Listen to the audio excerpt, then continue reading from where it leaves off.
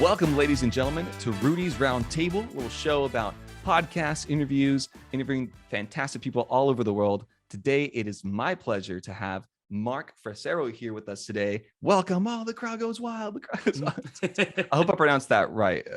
It's a weird name. It's Freccero, actually. Freccero. Oh, my Yeah. my apologies. Okay, Freccero. Well, the two like usually Freccero or Freccero are usually, Freccero or Freccero are usually like the two different ways people try to pronounce it. Oh man, I get I get that a lot with Reynosa. So I can see that actually. Yeah. yeah.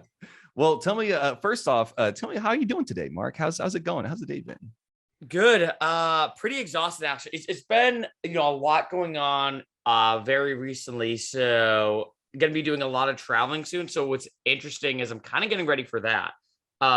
So it's been good though. It's been good. I kind of like my life being a bit busy as opposed to being a bit like mundane. So yeah. So tell me a little bit about where you've been traveling to. I've been following your Instagram stories, but for our viewers here.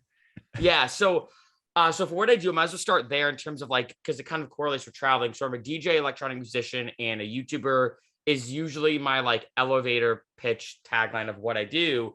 And what comes with that a lot is traveling. And so in March of this year, I was in Austin, Texas for the month. That's where I met you, which was an insane month. I went out almost every single day doing one new thing a day I haven't done before. So everything from South by Southwest to different food places in terms of restaurants, bars, attractions, pretty much anything. And that was the entire month of March. And then when I got back to LA in April, was just kind of hanging out for a week. And then I had Coachella, and I cover all the big Coachella parties that happen. So I was doing a lot of coverage for those. Got back, and then it was my friend's birthday this past weekend. So I was in San Diego. I'm in LA for the brief next week. And then I'm going to Costa Rica for about 4 or 5 days. Then I'll be back for another week. And then I actually go back to Austin, Texas for my friend's bachelor party. Turns out I just happen to be back in Austin again. So I'll be back for the bachelor party. Then after that, I go to Denver, Colorado for a music festival called Arise. And then I'll be back in LA June 1st. And then hopefully my traveling will be done because it's been a lot. But I might be doing the Catalina wine mixer in Catalina Island. I believe that's June 4th. So we'll see. Oh, wow. Yeah. The one from the movie from Step Brothers? Is that? Yeah. So it's a wicked funny story how it happened. So when they made the movie, the Catalina wine mixer, so to speak, was fake. It was just a fake thing they made up as a joke. Catalina Island's a real place. It's kind of off the coast of Long Beach, California. Wicked beautiful. It does not feel like you're in America at all. It's super cool. Everyone there drives golf carts around as opposed to cars. So it's super funny. The island's beautiful. But so after the movie's success, I don't know if it was the island tourism or who came up with it, but they're wait, because it's got so much popularity, why not make the Catalina wine mixer a real thing? So in kind of an interesting turn of events, now every year there's the Catalina wine mixer, which involves obviously wine tasting. There's a show, they have DJs, they have they do a Step Brothers movie screening as well. So it's this whole event that happens every year. And this year, at least this year in 2022, it will be right in the beginning of June, the first weekend. Wow. Now I don't know how philosophical we can get, but that's art imitates reality, reality imitates art, life imitates art, the vice versa. That's incredible. So, okay, well, first off, that's awesome. But then your whole schedule, if there's a man that wears many hats, it is you. And that is awesome. So I want to kind of dive into that a little bit more. Tell me a little bit about, because I know a little bit about, you mentioned when we first met and the time we grabbed lunch afterwards was kind of how you started off first with kind of parkour. I hope I pronounced this right, calisthenics as well. Yep. And then how you kind of grew from there, involved from there. But maybe kind of walk us through your journey of all the different, hats that you've kind of acquired across the years and the skills you've built. So it's a lot. I think, I guess starting off as a side note, I think it's good to be into a lot of different things. I say that to a lot of people. Obviously having intense laser-like focus is important, but I think just being into a lot of things is always, I don't know, I think makes life more interesting in general, And so I first started off, I guess to give the brief Spark Notes version, because I've been through a lot. I guess I went to college originally to do a double major of psychology and computer science with a minor in leadership because I was interested in the human mind.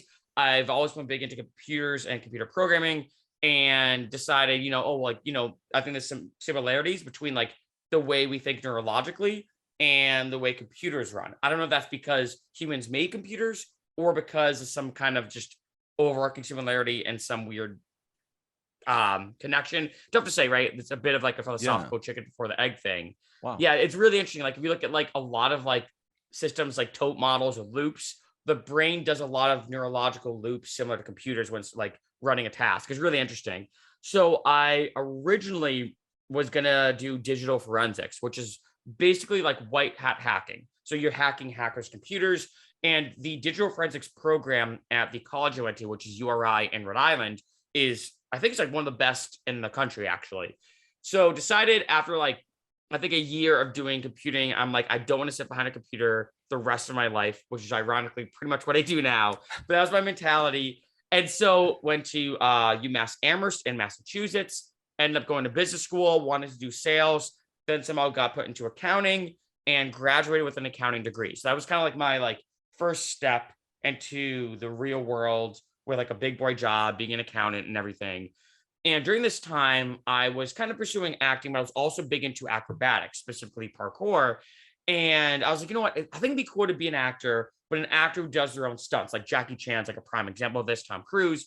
So the first video I ever posted on YouTube, because also YouTube at this time was slowly getting a lot of steam, was like a show reel I did. Still my first video ever. I think it was in 2011, I believe. And I was like, all right, I have my show reel. That way, if I'm doing some acting gigs, I'm auditioning for roles, at least I have this like piece of content saying, hey, by the way, like I can also do my own stunts.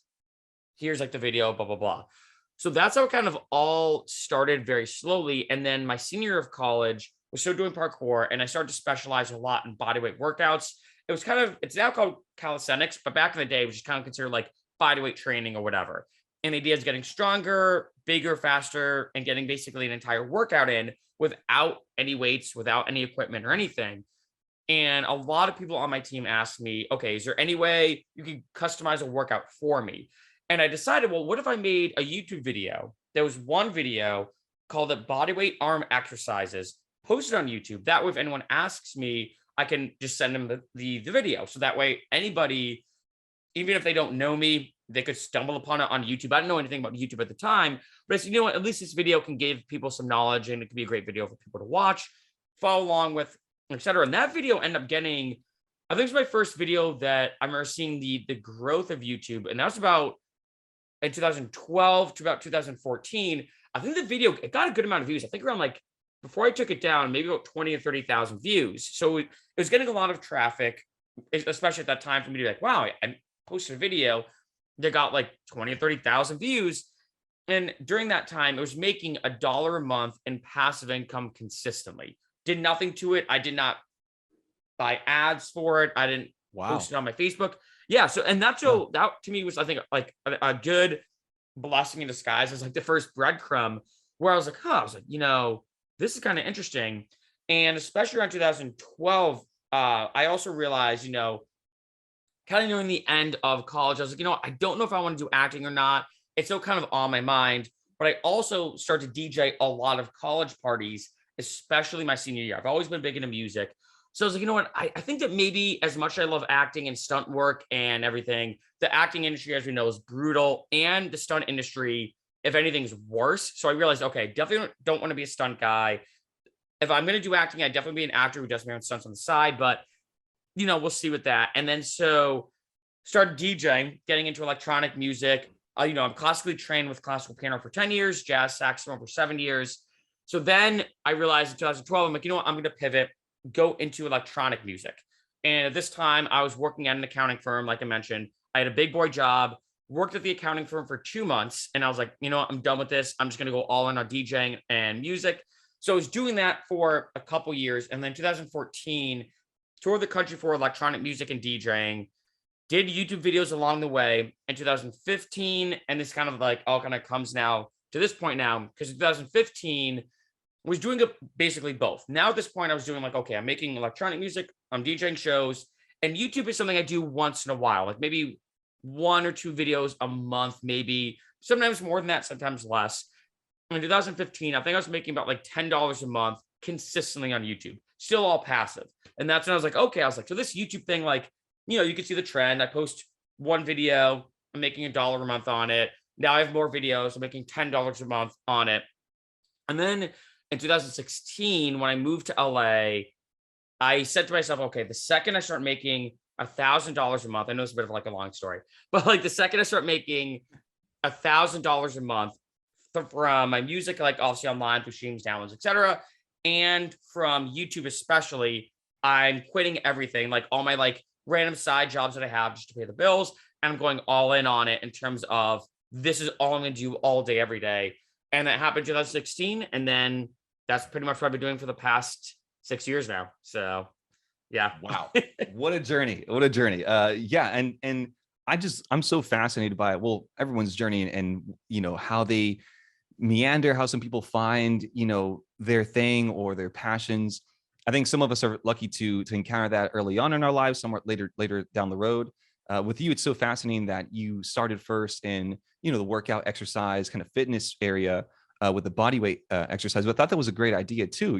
Kind of kill two birds with one stone, right? You can post the video and just redirect people with that. I thought that was a great idea initially, and then I think I want to dive in a little bit more if we can to that moment. Yeah. You mentioned whenever you had the accounting job and then you decided, okay, to take that risk. What was that like? Was there a moment? Was there a conversation that made you decide, you know what, I'm gonna go all in to this? So that, I think there's a combination of a couple of different things. It's interesting because I remember at the time, and I'm glad I had this mindset. I remember at the time thinking like, okay, like obviously this is not like a life threatening moment. I know it sounds like a weird place to start, but I was like, okay, it's not like a life or death situation, but I truly believed that it was one of the most important decisions I ever made to leave as early as I did. Because in the accounting world, most people who are accountants, especially I worked at the big 4 accounting firms, you usually stay, I'd say minimum about 2 years. After 2 years, you become a senior. It looks great on the resume, blah, blah, blah. But then I realized, like when I looked at it, I'm like, time is the most valuable thing. And then everyone said to me, well, okay, if you don't want to become a senior, stay at least 1 year. And then I got to the point where I was like, okay, well, I get that. But even if I stay, 1 year, that's still a year that I'm wasting. And if I don't want to be an accountant in the long term, that doesn't make any sense. Now, let's say if I want to pivot to finance or stay in the business sector in some way, shape, or form, doing like say a 9-to-5 job or being in that kind of office environment, then it'd be very different. Like that year would be beneficial, whether it's in an indirect or a direct way. But I realized time is the most valuable thing. And so it was pretty ridiculous looking back in hindsight. And I'm not exaggerating this, because what I would do is I would go to work and I come back, and from the time I got back from work, all I do is work on electronic music. So I was pretty much doing both at the same time. And I switched my sleep cycle up from monophasic, which is basically when you sleep for 8 hours straight or however long you sleep, to breaking it up. So what I do is I'd sleep about 3 to 4 hours a night, and then I'd go to the bathroom at work and take like 2 to 3 20-ish minute naps time throughout the day. So I kind of switched my sleep cycle up, which I would not suggest, by the way. And so I got really good at like taking power naps. Like I could fall asleep within probably 30 seconds to a minute. And without like a clock, I got good enough where I could be like, okay, I'm going to take a 16 or 17 minute nap. So just about 20 minutes, fall asleep, wake up on a dime, be good to go. And that's what I did for, I'd say about the second month when I was working. And I was like, okay, this is too much. I'm just, burning the candle at both ends. And then I was like, you know what? I think I just got to go for it. Like, I'm just going to go for it and just see what happens. And then I end up giving him my 2 weeks. And then, just end up seeing, pretty much just seeing what I could do to survive. Did a lot of random side jobs in that next like year before I started doing that tour in 2014. I did everything from, I was a real estate agent. I did some work at like actually an office, just kind of doing like, ironically, some like low-key tax work, which really just tax preparation in terms of like making this tax document look good. So like ran like little jobs here and there, but nothing that was consistent, because my goal was like, okay, music first, everything else second. Wow. Yeah. I know a little bit about the monophasic sleep cycle and the different ones, because during finals week and university, we would actually flip our schedule a little bit and do that 4-hour nap. But the key right there is you have to be scheduled, right? You have to take the same, like sleep at the same time frame and take the naps at the same time frame, more or less. But I think that's very hard to do consistently, especially working jobs and everything. Yeah, it's very, I think especially, when you're doing it in an office environment, and like I literally would go to the bathrooms and that's when I do it, is I just like sit down, take that nap, and then continue on. And so that was just like, I mean, it was one of those things that made for a good story, but in hindsight, obviously it was like not good health wise, of course. Yeah. You know, like not feasible whatsoever. Like it was ridiculous. Man. But I relate so much though to the idea of almost, putting your eggs all in one basket at that point where for me, it was the video production business with my brother, just, kind of going all in. And I always admire that because not everyone's willing to take that risk. For you, it was music and the passion, kind of drove you forward there. What did it feel like? Because I know you said it was about a year-ish of working those odd jobs before getting then to the tour. What did it feel like to do that first initial, tour and in a sense I'm not sure if rewarded is the right word for the music, or I guess appreciated for the music. What was that like? So it was the tour itself. I called it the Light Nearby tour, and I can't remember who said the quote. I probably should, considering I've mentioned this like a billion times, like in general. But never fear shadows. It just means that there's light shining somewhere nearby. And I like that idea and that concept. Yeah. And so I decided to put together. So I realized that for the next year, I was like, okay, I was making music. I was getting it out there. I was putting it on SoundCloud. I was doing everything every DJ was doing. I was, making DJ mixes, performing at shows. And I was like, I can either do one of two things. I can like make it happen or wait for it to happen, that kind of mentality. So I said, what if I make my own tour and work on my first debut album? So I picked 10 cities in the United States, and I stayed in each city for a month, and I made a song that encapsulated that city in musical form, the vibe, the ambiance, a 10-track album all around the United States. And I was on the road for a year. I then bought a van, this is very popular now, but which kind of goes back in the day. I remember I was one of the first people who people heard about who did this, where I bought a van, built like a mini apartment into it, did the whole van life thing. And so the crazy thing about it is what I do is I would, like, say, start in Boston. That was my first month that I started the tour, because that way I could kind of kick it off and figure out the logistics of how do I live out of my van, what do I do about food, what do I do about this and that. And obviously that's a whole other thing too.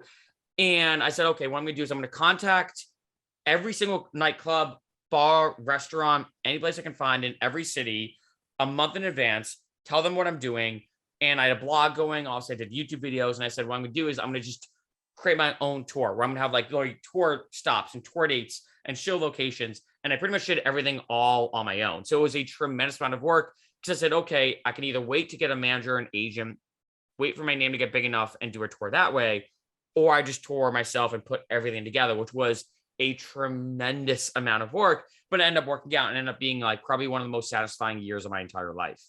Wow. Yeah. Cause I can only imagine. I mean, yeah, because obviously there's all the work of just making the music in the first place, right? Capturing the sound and the identity of each location, which I think is a fascinating idea. That alone is awesome.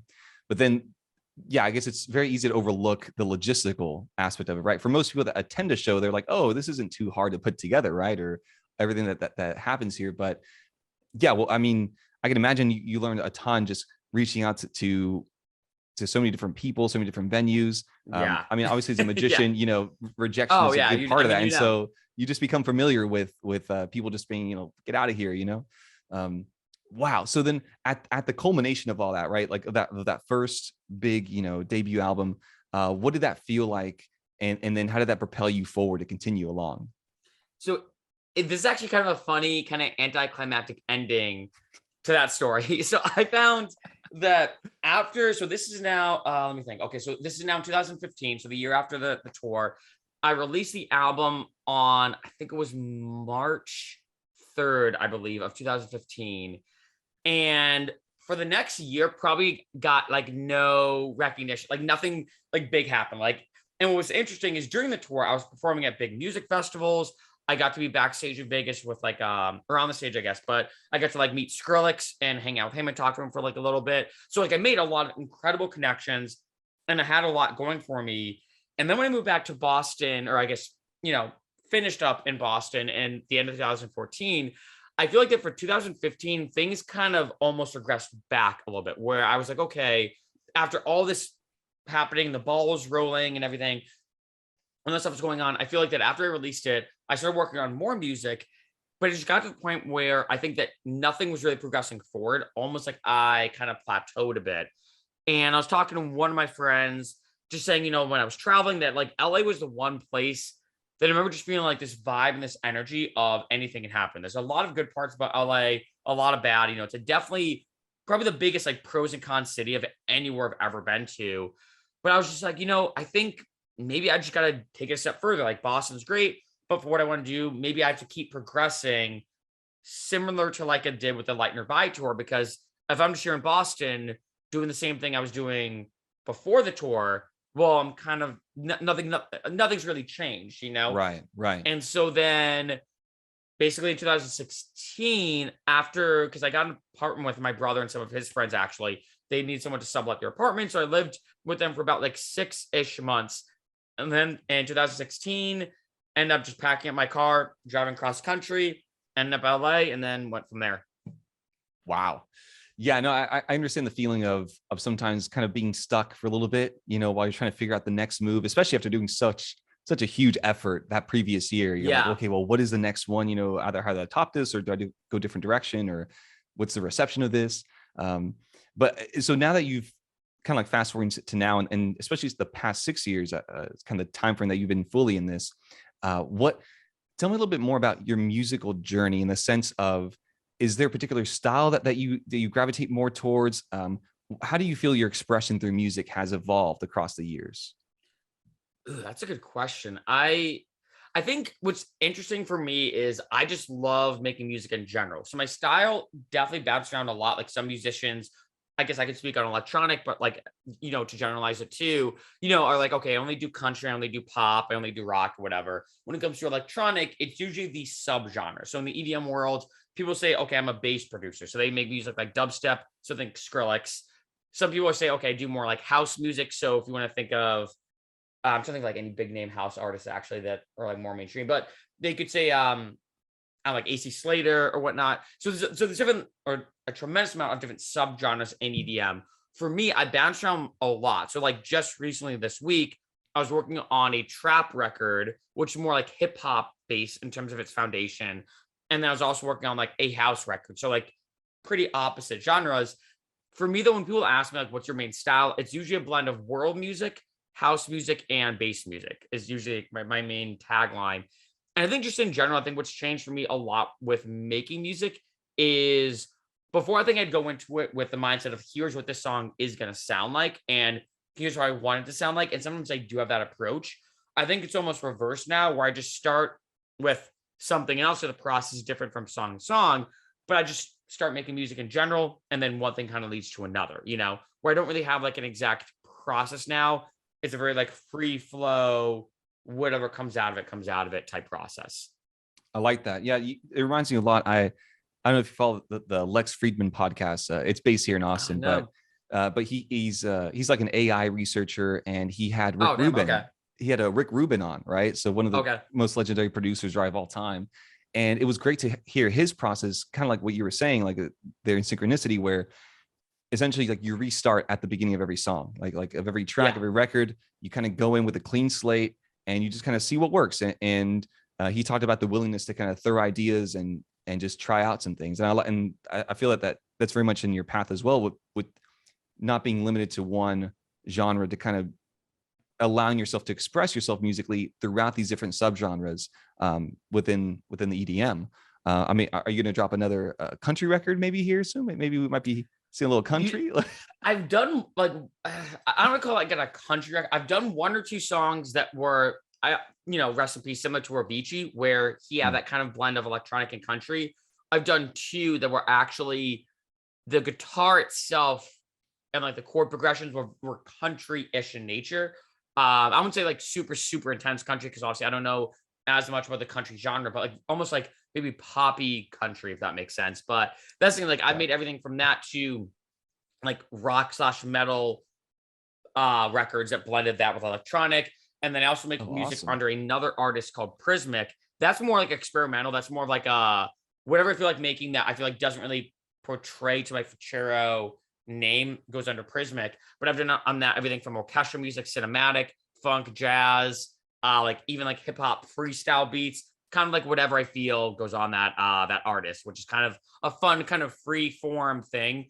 And that's what I do suggest to a lot of artists is if you make like say just rock or just country, have maybe another outlet, and you don't even have to release it, but have another outlet where you're like, okay, I'm going to try to work on an opera song. And I feel like in the process of trying to make a genre you're not used to, you gain a lot of unique knowledge because obviously every genre is a bit different of how you make it. And I think it helps you then with your main focus or your main project, if that makes sense. Yeah, no, I think that's fantastic. Yeah, I don't know where the quote is, but it's once you see the way in one thing, you see the way in all things. And the idea is that, yeah, by almost challenging yourself to expand your comfort zone, then you bring in that maybe even some influences from other styles of music. I kind of like what you touched on here for a little bit, because you've already lived such a crazy, awesome life already, like, and experienced so many things. If there's someone, let's say that there's, almost like you're like you in high school, essentially, like, like, Okay. but today, the Marc in high school today that maybe has aspirations of doing music or maybe YouTubing, kind of creating this amazing lifestyle, what advice would you give to someone like that that'd be interested in following down something along this path? The first thing, so I have a couple of thoughts on that. The first thing I'd say, and I have to put like an asterisk on this because this could be taken in numerous different ways. The first thing I'd say is try to build the best following you can. I hesitate by saying that because obviously like the term influencer has gotten very popular and whatnot. I think that what I realized, and I think it was back in like, even when I was 22 or 23, and this was my mindset back in the day is, well, if Tiesto is like one of the biggest DJs in the world, if he started a lipstick company, it'd be successful. Now, granted, I guarantee Tiesto knows nothing about makeup. Maybe he does, but Tiesto probably doesn't wear makeup or lipstick or whatever. But again, maybe he does. I'm not sure. But my mindset was, if you have that following, you can leverage it in different ways. So I'm not sure when, but I've actually had a sketch idea for like a book that I might want to write. That's like a fictional novel. And my thing is like, well, I already have this YouTube platform, kind of built up. I already have these other platforms built up, so I can just use that platform to promote my book. I use these platforms to promote my music. I also do a lot of other things. And no matter what I do, I have this following that, follows me maybe for the advice I give, maybe for me as a personality, maybe for me for whatever reason, but I can leverage that following. And I think that that's a very powerful thing that if let's say you're in high school and you're like, I don't know if I want to be like a fitness influencer or if I want to be somebody who makes funny vlogs like Logan Paul, or if I want to be somebody who just does gaming like PewDiePie or Jacksepticeye or whatever, regardless of what you do, if you have that following built up, no matter how you pivot, and a lot of these people who have these followings pivot a lot, you can still leverage that in a unique way. So that's the first thing I'd say. The second thing I'd say, probably just 2 points, is start creating now and pursue something because, and this happens a lot. Conan O'Brien, who's a phenomenal comedy figure and figure in media, he had a great commencement speech at Dartmouth that I suggest everyone watches. And he said something along the lines of that when you start pursuing like a dream, and I'm paraphrasing a bit, your dreams will change, right? Like obviously for me, my dream at 20-ish was to be a DJ. Now it's changed a bit where I'm like, I'm actually more, if anything, maybe into videography than music. It always changing and evolves as time goes on. And in your failure to potentially achieve your dream, it can kind of change up and switch up in a way that creates success in a way you didn't expect. And I think for me, in a sense, kind of looking at things in a unique lens, my dream was to be main stage DJ like Skrillex, Tiesto, Calvin Harris, the Chainsmokers, touring the world, performing at the biggest stages on the planet. That didn't happen.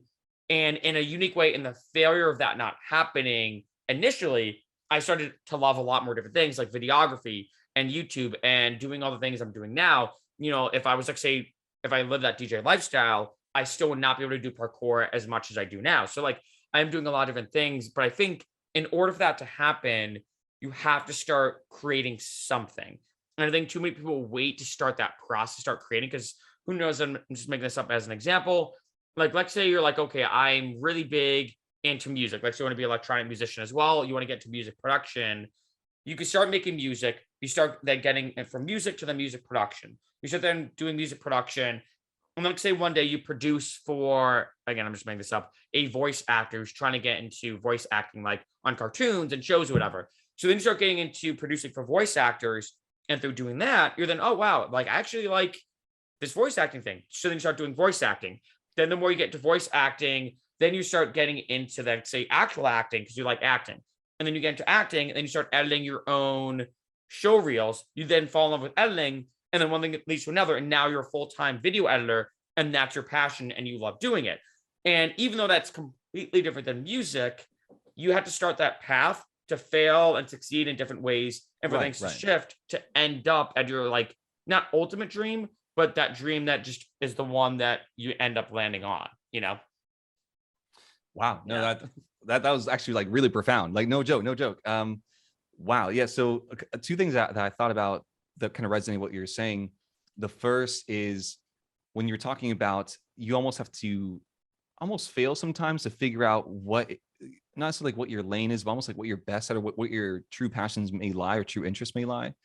It's almost the idea of once you climb one mountain, then you have the better vantage point to see, oh, wait, there's that other mountain to climb, or maybe that's the other one right there, you know?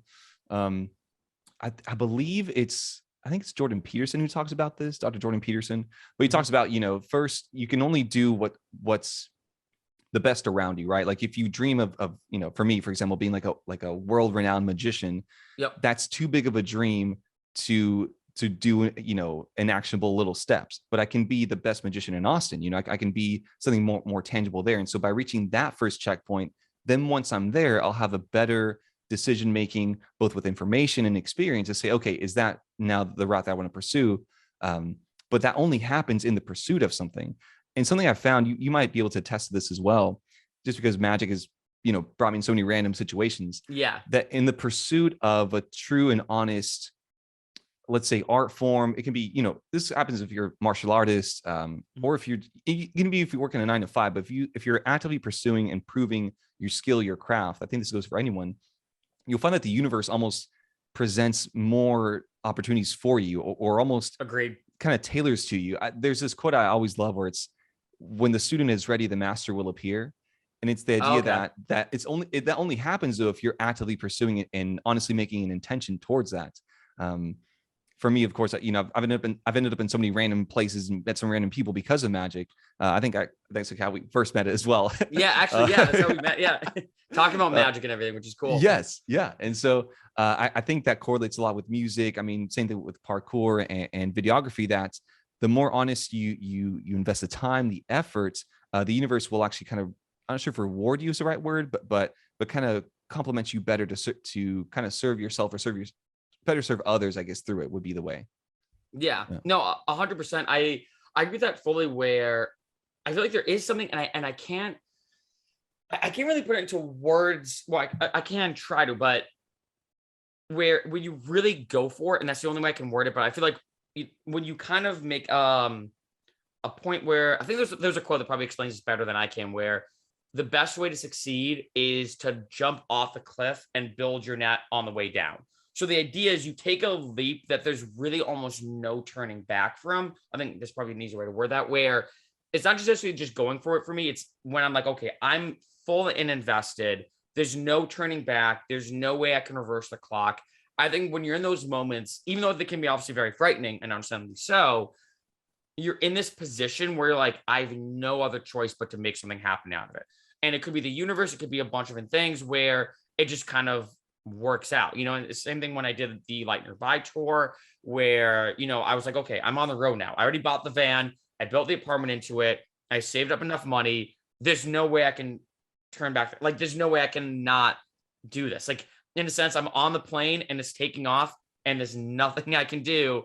Like, I'm on this for the ride. And I feel like in those situations, that's when the most interesting, fun, exciting, you know, life-changing things happen. So it's yeah, I think just kind of going for it, but really actually going for it, where I know this is another cliche quote where it's don't have a plan B because it distracts from plan A. I half agree with that, but I think there's a lot of truth to that, where you just have to absolutely just go for it in such a way that there's almost no way to then not go for it. If that makes sense.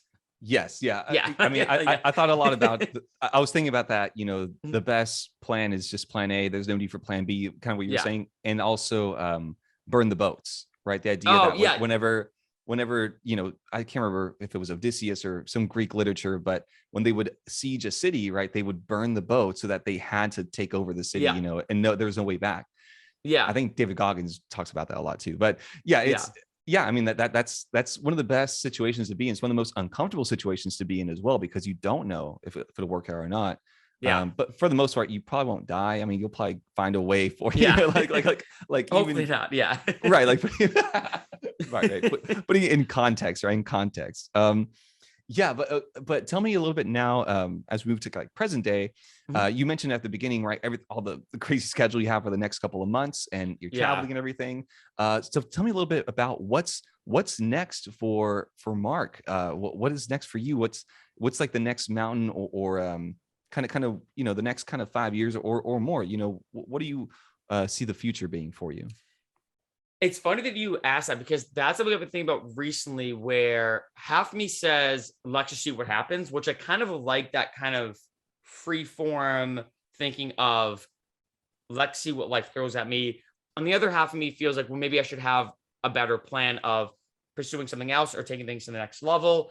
For right now, I think, especially because I'm gonna be traveling so much, I find that when I'm traveling, it's both meditative in a sense, because I'm experiencing so many new things and makes me look at reality in a different way. But also the fact that I'm just gonna be bouncing around so much. Once I get back to LA, I believe in June, that's when I'll probably kind of sit down and be like, okay, there's a couple projects I think I've been wanting to work on. Like the book has been on my mind for probably a few years now, and that's something that's been low key there. But the idea of writing an entire book seems so intense to me. So that's been something that's been low key on my mind. Another thing is working on a new EP for music. A lot of other stuff I want to do with YouTube. One thing I want to start doing actually, which kind of like funny how I'm looking at all these different things in the same light, is actually start gaming. I think gaming is going to continue to blow up a lot, and YouTube gaming is one thing I also think is going to continue to blow up. So I've actually considered getting into gaming, and that's will be on the side as a fun thing to do on top of everything else I'm doing. But I think in a good way is really just kind of still doing everything I've been doing, but probably scale it up a bit. So much as someone who's just say, okay, I'm a musician, I've done this and this so far. Now I'm going to take it to the next level. I think probably the same thing with YouTube and everything else I'm doing, honestly, is just really working on more projects. Probably, ironically, once I get back, I'll probably plan my next traveling trip just because I love traveling and new experiences, but just try to find a way to continue everything the way I'm doing, but on a greater scale. I like that. I like to hear that. Yeah. And that's, man, I wish all that and more for you. And I think that that's an excellent, right. That's something I've been thinking about as well. It's the feeling of, okay, should I, in 5 years, should I be at this place, or should I be, or have this, or meet whatever these arbitrary goals might be? Or do we just really just hone in and enjoy the moment and the ride along the way? Right. Because, I mean, that's one of the coolest things about this, just the fact that Yeah. not knowing, I think, I don't know if we talked about this, but I'm a big fan of like improvisational comedy, improv comedy, Oh, yeah. freestyle Yeah. rap, like just as the most spontaneous art forms, right? And I feel that there is a way to live life that way, that on the macro, it's improv comedy, but on the macro, it's like your whole life can actually just be a huge jazz session, essentially, Yeah. of No, I improvisation. completely agree. Yeah. Yeah. Yeah. But no, that's fascinating. It's fascinating. Tell me a little bit about, just because I'm huge into gaming. Yep. What have been maybe some of the most impactful games you've played, or is there a particular genre of gaming you like to jump in? What's that like? So it's I've been thinking a lot about this because everyone's doing gaming right now, right? It's kind of it's actually a very common thing on YouTube.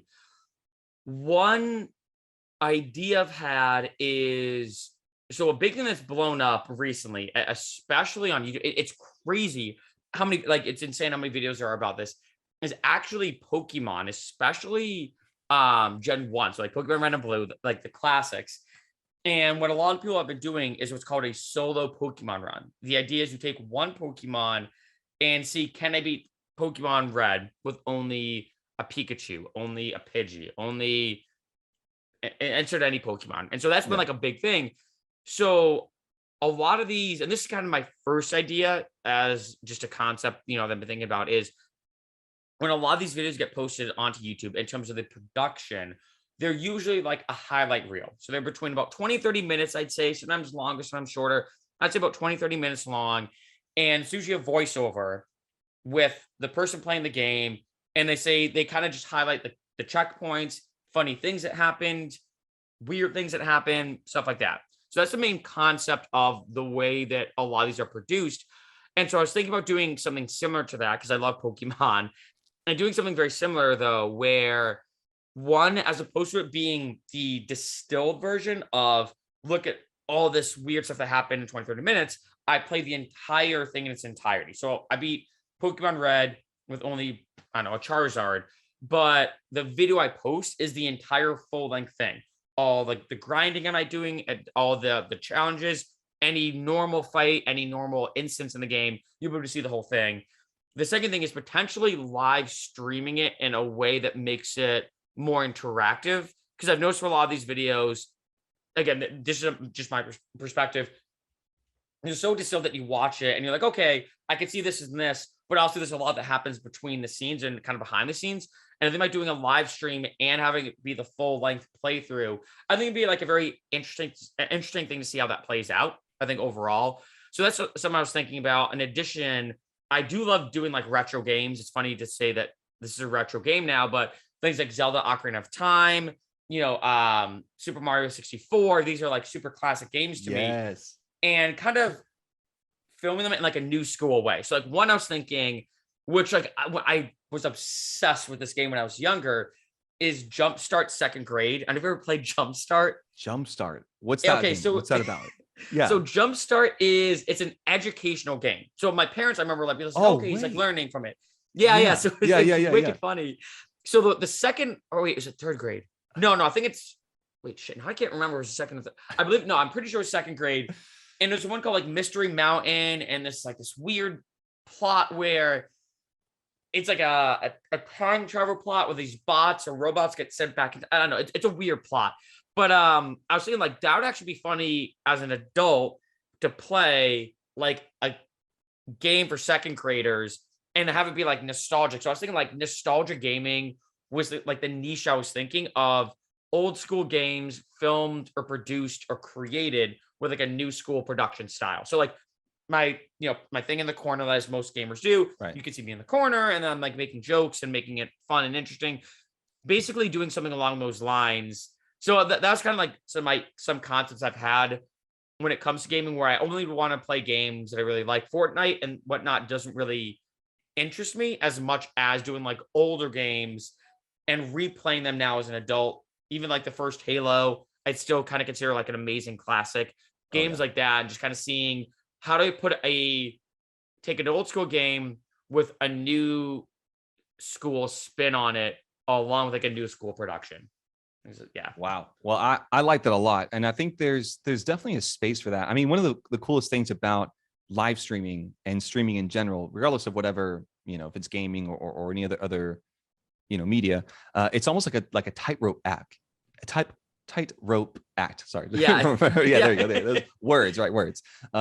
Where, because it's happening live, like in person right there. And the fact that there's the interactivity, right, with the chat and everything. I love that.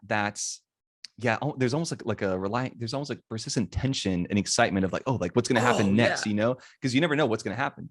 And obviously you probably saw as well, whenever Twitch blew up with Twitch Plays Pokemon back in 2015, I think, might have been 14. Yeah, 14, I'm not 15. sure. Yeah. I can't remember the year actually, but I remember the first one, I think it was Pokemon Red, where, there was like Bird Jesus, and there was like the magic shell, and there's a whole like lore that goes with it. But when everyone, you could chat in up, down, left, right, and then they actually completed the game.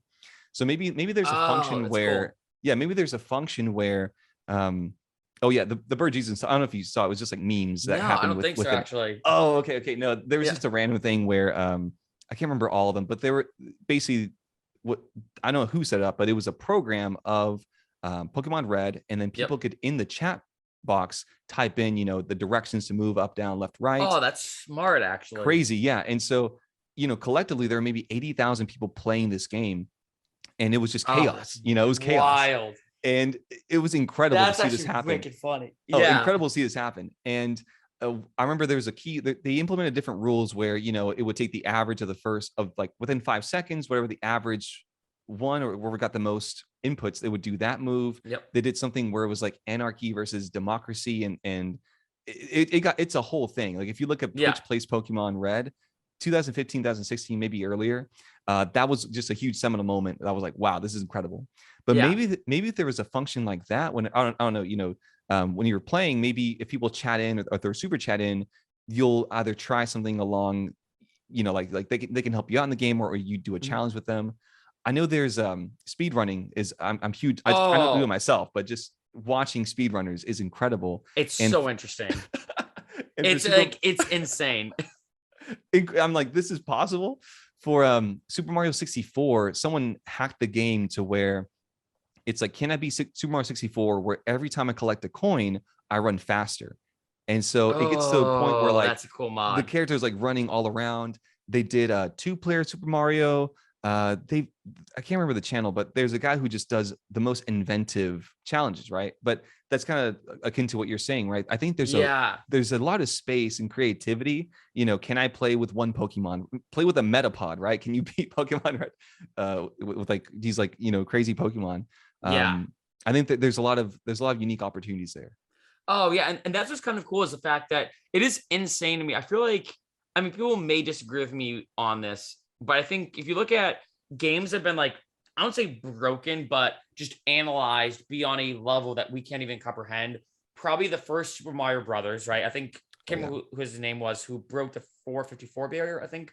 Like, I can't remember the time. There was a time that you had to do all these things so precisely. It was like ridiculous. But I honestly would argue that besides Super Mario Brothers, the first one, I think Pokemon just, it's insane that the first Pokemon, I mean, not even ignoring the other ones, but even a game that came out in what, like 1998, I think, is still being played and new things being discovered all the time. And I think because of the nature of that game, just trying to rework it and it's still being exciting at the same time. I mean, like, I've seen so many Pokemon videos and it's crazy that I've not gotten bored of them, you know, where people have done like these solo challenges of can it be Pokemon with just Jigglypuff or whatever. But then you have other things that people are doing now where, you know, can it beat Pokemon with only using normal moves? Can it beat Pokemon, but I don't get any... So a small ant to this one where he's like, can it beat Pokemon, but anytime I win a battle, I don't gain any experience. So I never level up. So you have to rethink the game in a completely different way. Can it beat Pokemon, but I can never use any new moves. So that's another one where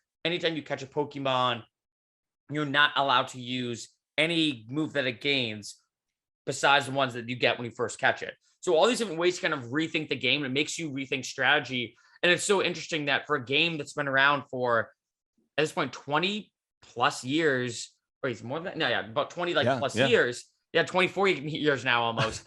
That like people are still being like, okay, what if I do this, and this with this rule? Like there's Nuzlocke challenges now. I think that's how you pronounce it. There's other ones where people say, okay, what if I beat the game, but I never step foot inside of a Poke Center? So you have to like rethink the game now where you can't heal your Pokemon besides using potions, and other people do not even using healing. Like it's crazy seeing how much that game is being like warped and stretched and changed throughout time. And so that's what I was trying to think of, like a meta perspective. Okay, like there's so many unique challenges about Pokemon. What's a way that I can do them and experience the game, but in a way that is just a different approach? And I realized that every Pokemon video is pretty much a distillation of the highlights, which makes sense. I mean, it's a long game, especially if you do like a Pokemon that's really difficult to beat the game with. It could take you 10 plus hours. So it's understandable that it's shrunk down to 30 minutes roughly.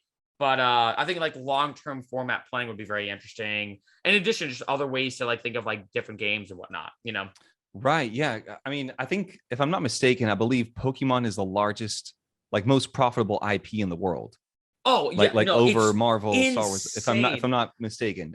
No, you're right. Because I remember me and my friends were talking about that, not just in video games, but I think in general, it's the biggest. Like, I don't know. If I think IP is probably the best word for intellectual that. property, because it includes the games, the movies, the merchandise, everything. I think even like it's almost like double Disney or something. It's insane. Wow. I can't remember. Wait, actually, I'm going to Google this. Yeah, go for it. Go for it. Yeah. Most.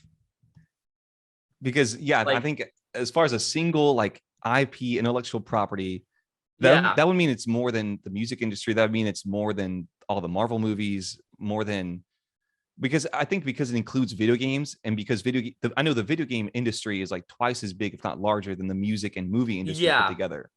So I found one on Wikipedia that's a list of highest grossing media franchises, and Pokemon's at $110 billion. Ooh. The second is, which I would not expect, Hello Kitty at Oh wow. 88.5 billion. And then Mickey Mouse and Friends, Winnie the Pooh, and then Star Wars Yeah. are the top five. I wonder if there's like Wow. another, because I think, yeah, I guess it's Pokemon. And then I wouldn't expect Hello Kitty. I'm trying to think Yeah, if that's there's any other. incredible. Does Hello Kitty have like a like a video game? They have to have video games, I'm guessing. Wait, I'm actually. Hello Can you Kitty. imagine I'm like gonna Hello? this video game? Maybe that's Can the you next imagine? video game I play. Video. Oh no, that's the video. That'd be fun actually. Do like a whole Hello Kitty run through, like play the whole like all the games ever Oh, released. that'd be wild. Yeah, there's a bunch of Hello Kitty video games Yeah. actually. Oh man. That's wild. Yeah, it's so interesting seeing how, and I wonder what it is, but there's probably some psychology behind this. It's interesting that those top five are all kid things. You know, like it's not like Yeah. Halo or Call of Duty or like what's another like adult, like WWE even I'd kind of put into that category. Like it's interesting that it's all more like kid made stuff, and maybe it's because it's all ages. Like I mean, I'm 32 now and I'm watching a Pokemon Red video with Pikachu, and yet a 2-year-old could watch it and there's nothing, you know, that's inappropriate. There's really no swearing for the most part. Yeah. Depends on the creator, you know, but there's not like anything. The content itself isn't. It's all ages. You know, it's accessible to anybody, like male, female, depending on what age you are. Doesn't matter. You know, like so. And I wonder if worldwide. there's maybe something behind that. I don't know. It's Yeah. definitely interesting though. I think that's true. Yeah. I mean, it's the difference of, I mean, I can relate to like comedy. You know, I don't know if it's applicable, but you know, like Jerry Seinfeld, I don't believe he curses, but like, you know, when he was big, like, and so he had like, oh, it was him, and then Sebastian Maniscalco, I think is the guy's name. But yeah, I think in one of the interviews he was saying that, or someone was talking about them. It's like, oh, it's not, they don't just get like, you know, the married couple, they get the married couple and the kids and the grandparents and like, you know, the friends. So everyone goes to see the show, not just one or two people. And so I think that makes a lot of sense. You know, like Hello Kitty can appeal. I guess it's maybe more female based, but I mean, but at least Pokemon, we can say, especially now, since it's had so much time, the audience has grown with it, you know, us with kids, not now to adults, growing with the franchise, and then bringing, you know, future kids or family or brothers, you know, sisters into it. There's like a worldwide appeal to it, I think. I mean, I still remember, like, I mean, it's still kind of going on, I guess, where, I mean, like when Pokemon first came out, it was everywhere. Like it arguably dominated the world within, like, I can't think of any other global, maybe Harry Potter, but even, I don't even know if I'd put Harry Potter against Pokemon, where it's like, when it came out, like with the games and the TV show and the trading card game and the merch and the movie, like the way it was like structured. I don't even know if they meant to do it that way. I'm not sure if they did or not, but just the way it came out, I mean, it really took over like the world everywhere, like every country. It was when Pokemon the first movie came out. Pokemon first movie came out, like versus Mew, epic movie, epic movie, huge. But I just can't think of any other. And I don't know, because I remember I saw a documentary. It was actually on YouTube, a really interesting video. I can't remember the name of it, but they talked. It was pretty much a mini documentary this guy made about the origin of it. And I guess the guy who created Pokemon, his main mindset was he liked catching bugs, and he's like, I want other people to experience this fun of catching bugs and insects and stuff like that. And then that was kind of like the first breadcrumb that said, well, what if I made a video game, and then blah, blah, blah. Right. But like, I don't know if maybe it's like an evolutionary thing, where maybe because we naturally used to be hunter-gatherers, maybe there's something about collecting Pokemon that maybe has like a thing behind it, or maybe also too, maybe each person can relate. Like everyone has a different favorite Pokemon, right? You know, Pikachu obviously is the most famous Pokemon of all time, but everyone has a different one. Like some people like fire or water, ice. People like different types. So I think maybe also too, maybe it's like evolution, or maybe like the relatability, where like girl, obviously, not to make it, stereotypical, but like Right. I know like some of my girlfriends were like, oh, I love like the cute, fluffy Pokemon like Jigglypuff or whatever. And then me and my guy friends were like, oh, we like the hard ones like, Charizard or like, and so like Onyx or or Onyx. Yeah. And so like yeah. it was interesting. So maybe like the relatability has that kind of aspect to it too, so I don't know, but there's a lot to dig wild. in there. Yeah, because I was thinking Harry Potter, for example, when Harry Potter came out, I remember, especially being in like Texas, there was a lot of controversy because of magic and like they thought it was like satanic. So, and as a magician, right? So I remember that, but Pokemon doesn't really have any controversial. I know there have been controversial episodes in the past, but in general, it's like, how can you hate on like a very colorful, vibrant, palette, of what you're looking at, and great characters. I mean, basically great moral lessons. And I think it was enough where, maybe 30 Pokemon would have been too little, 300 might have been too like less, but 150 was a great starting point for something for everyone. But yeah, it'd be interesting to dive into the psychology of Pokemon. But there's got to be something behind it. I have no idea. Yeah, that is interesting though that you bring that up. But no. So to kind of wrap this up here, give me a little bit about. So I know I asked a little bit about imparting maybe wisdom to another generation, but maybe give me like one or two more things about if there's anything you wish you would have learned earlier, like a lesson you might have learned along the journey. And something maybe that you might carry with you that you're like, oh, like I always like to go back to this time to time. I'd say so. Yeah, I'll give you a couple. I think the first one, which is definitely kind of like a left field one I say to people, is really focus on your health. For me, I've always been big into sports and everything, and so I did wrestling for years. I played soccer like every other person when they were younger, but I've always been big into sports and athletics, and what comes along with that was like health, fitness, supplementation, eating right. And no matter who you are, whether you do like magic or whether you do gaming, whether you do music, whether you do acting, whether you do comedy, whatever it is, having a peak physical and mental state really allows you to perform better and perform more optimally. And so I think that's like a big thing that I say to a lot of people is, I know a lot of people sometimes look at like going to the gym as like only meatheads go there, or people will be like, well, I'm not trying to build muscle. I don't care about having 6-pack abs. And my thing is like, look, it's not about that per se. And also there's nothing wrong with pursuing that too, but it's about like, it's insane that, and obviously study after study after study has shown this, that even if you just go for a walk every day, you'd be surprised if, let's say you're a script writer, how better you'll write as your scripts. If you're trying to do, I don't know, video editing, how more precise you'll be. And like, so the mental and physical benefits, I think, especially if anything more of the mental of just doing healthy things in general, fitness, exercise, supplementation, also make sure you're smart about everything. I think that's the first thing I'd say is that regardless of what you do, that will improve your chance of just being more creative, being more successful, being more persistent, being more attention focused than pretty much anything. So I think like that's the thing that I think a lot of people overlook. Like that's the first thing I'd say. The second thing, which could turn into like a way more bigger philosophical thing, is when I was an accountant, and everyone knows this who works at the big four accounting firms, accounting is not just like a strict 9 to 5. It's a type of job that could go 8 a.m. till 2 a.m. and the hours could change and fluctuate. Accounting is a brutal industry where the hours change a lot. So when I left, it made sense. However, I think a lot of people, especially like say listening to this, will say, like I said, well, you gotta just go for it and put everything behind you and everything. But what's interesting is what I noticed, especially looking back in hindsight, the year after I was an accountant, I spent a lot of time trying to find side jobs. I spent a lot of time commuting to random places and interviewing and just trying to make ends meet. And then I realized, and I'm glad I realized this as early on as I did, I was like, wait a minute, I'm doing this. And I quit the accounting firm to have more time for music, right? It's all about time. So I want to have more time for music. I want to have more time for acting. I want to have more time for magic, whatever the case is. However, though, I'm actually spending potentially more time just trying to make ends meet. And as we all know, money stress is the worst. I'm stressing while trying to be creative about money and food. And I'm not eating that well because I'm trying to ration out the money I have. And so I think that one thing I say to a lot of people is always look at both sides. Say, okay, one, should I go for it? And sometimes you really have to. But two, for a lot of people, unless you are like, for me, I'm naturally both in a good and a bad way, a very aggressive person about trying to make my goals happen. And there's good parts about that, but there's also bad parts about that. And I think for a lot of people, I'd say, okay, maybe the best thing you can do, and this is what I did actually, is get like a 9 to 2 job. Get a job where this job, even if it's a boring office job, it covers your bills. It allows you to buy food.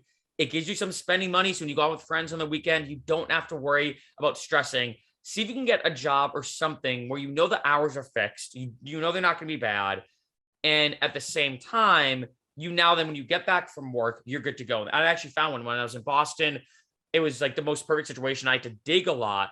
I got a job, like I mentioned before briefly, like preparing like tax documents. It wasn't even really accounting. It was just, I don't even know, like boring, super boring office work. But it was 9 to 2. It was a mile from my house. So I'd wake up at literally like 8:45 a.m., get ready in like 15 minutes, get there at 9. I work from 9 to 2, get back to my house at literally like 2:15 or 2:10. And you're like, okay, now I have from 2:10 to whenever I go to bed, to work on as much as I want. I have enough coming in where I can pay my bills, enough coming in where I can buy food. I don't have to worry about money at all. And obviously I have to be smart with money. I can't be an idiot because I'm still working only about 20 hours a week, but it was just enough. And I think especially to remove that mental stress or that mental kind of like agony that we all know when it comes to money issues. And that allowed me as well to not have the time to spend to find all these jobs just to make money. Wow. No, that's so true. And that's such a great, realistic, practical plan, right? Because, you don't just go from, or it's very difficult to go from like a 9 to 5 to like pursuing your dreams full on and be able to competently finance that and have the funds necessary for that. But in that transition period, you can have essentially like a part-time job, right? That, is stable, that will be there. Obviously it puts you in a more strategic mindset as far as managing your money, but that's good to, because to make sure everything meets. But that way, like you said, that's incredible. You take away the worry of that financial stress. You're like, okay, at least I got this covered as long as I, organize this properly. And now I have the freedom to really create and really pursue that. I think that's incredible advice. Wow. Yeah. I think that's a big thing. So a lot of people pursuing a dream. I know it's kind of like almost like a paradox from what I just said before and like, contradicting it. I think it was Neil Strauss, was it him? I think the famous writer who gave like a train analogy. And he said there's two ways, let's say there's 2 trains going, like train A, train B. He said there's 2 ways within reason to get from train A to train B. One is you just jump and go for it. And obviously when it comes to trains, it's a lot more risky. Like for me, it could have worked out. It couldn't have worked out. And also I think it's a very personality dependent thing. The second way is you have a foot in train A, you grab train B, you put your other foot over, you're riding both at the same time, and then you move over to train B. And I think for most, maybe not all, but I think for most people, that actually may be a better thing. And you can kind of combine with both. Where you do a bit of both, you make money, like say as a musician, a magician, an actor, a writer, however you do it, you're making money in both. And I think at a certain point, then you have to decide, okay, I now know, I think if I go all in on this, I can do it and then make the leap. But I think, again, it's a very personality dependent thing. I think it depends on the person, maybe even the industry too. Like for me, when I was a musician, I was pretty much making nothing, even in the beginning. But I know if I pursued, like say I was living here in LA and I pursued acting, well, extra work pays pretty good. Like if I went all in on acting, I know that I would not have any money issues with reason, because like I've done extra work out here. You can walk away with $150 a day. It's not bad. Like it's enough where if you do that a lot, you can pay the bills and everything.